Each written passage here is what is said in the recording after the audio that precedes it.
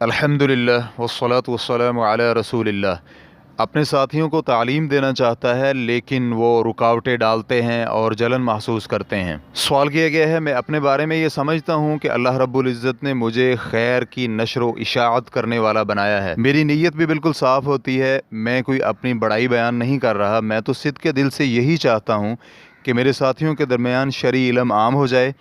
تاہم کچھ امور جو ان کے جلنے سے تعلق رکھتے ہیں وہ خود بھی اس کا ذوق نہیں رکھتے اور ان کی وجہ سے میں کچھ سوالات پوچھنا چاہتا ہوں۔ نمبر 1، کیا میں پھر بھی ان کے پیچھے لگا رہوں حالانکہ وہ توجہ بھی نہیں کرتے، نیز مجھ سے جلتے بھی ہیں؟ نمبر 2، میں ایسے کیا اقدامات کروں جن سے وہ میری بات ماننے لگیں؟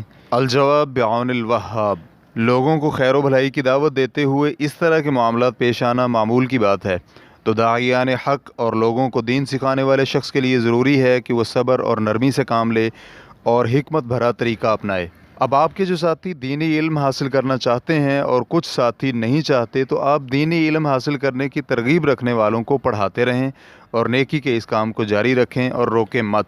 اور کچھ لوگ اگر حسد کریں یا جلن محسوس کریں تو خیر و بھلائی سکھانے والے کا اخلاق یہ ہوتا ہے کہ صبر کرے اور ان کی مبنی بر جہالت باتوں پر کان نہ دھرے۔ یہ صفت قرآن پاک میں عباد الرحمن کی بیان کی ہے۔ اللہ رب العزت کا فرمان ہے، وَعِبَادُ الرَّحْمَنِ الَّذِينَ يَمْشُونَ عَلَى الْأَرْضِ هَوْنًا وَإِذَا خَاطَبَهُمُ الْجَاهِلُونَ قَالُوا سَلَامًا۔ رحمان کے بندے وہ ہیں جو زمین پر آہستگی سے چلتے ہیں، اگر جاہل ان سے مخاطب ہو تو وہ سلام کہہ کر چل دیتے ہیں۔ سورۃ الفرقان آیت نمبر 63۔ اگر وہ برا سلوک کریں تو اس کے بدلے میں آپ ان سے اچھا سلوک کریں، تو اس سے امید ہے کہ ان کے دلوں میں موجود منفی باتیں ختم ہو جائیں گی اور آپ کے اور ان کے درمیان شیطانی وسوسے جاتے رہیں گے۔ لیکن اگر سب کے سب ہی آپ کے درس میں نہیں بیٹھنا چاہتے تو پھر حکمت عملی یہ ہوگی کہ آپ انہیں مجبور نہ کریں، کیونکہ مجبور کرنے سے عام طور پر فائدہ نہیں ہوتا، بلکہ اس سے ان کے دلوں میں حق بات سے نفرت پیدا ہوگی۔ اللہ رب العزت کا فرمان ہے، ادع الی سبیل ربک بالحکمۃ والموعظۃ الحسنہ وجادلہم باللتی ہی احسن ان ربک هو اعلم بمن ضل عن سبیلہ وهو اعلم بالمہتدین۔ اپنے پروردگار کے راستے کی طرف حکمت اور عمدہ نصیحت کے ساتھ دعوت دیجیے اور ان سے ایسے طریقے سے مباحثہ کیجیے جو بہترین ہو۔ بلا شبہ آپ کا پروردگار اسے بھی خوب جانتا ہے جو اس کی راہ سے بھٹک چکا ہے، اور وہ راہ راست پر چلنے والوں کو بھی اچھی طرح جانتا ہے۔ سورۃ النحل آیت نمبر 125۔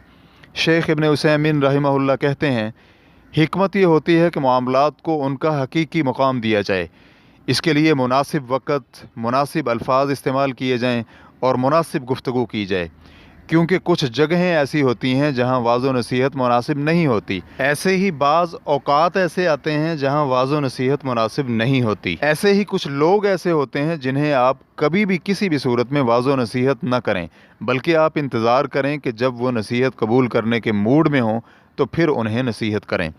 ریفرنس کے لیے دیکھیے شرح ریاض الصالحین جلد نمبر 4 صفحہ نمبر 73۔ لہٰذا اگر ملازمت کی جگہ میں آپ کے ساتھی آپ سے علم حاصل کرنے کی رغبت نہیں رکھتے تو آپ دیگر لوگوں کو تلاش کریں جو حصول علم اور استفادہ چاہتے ہوں۔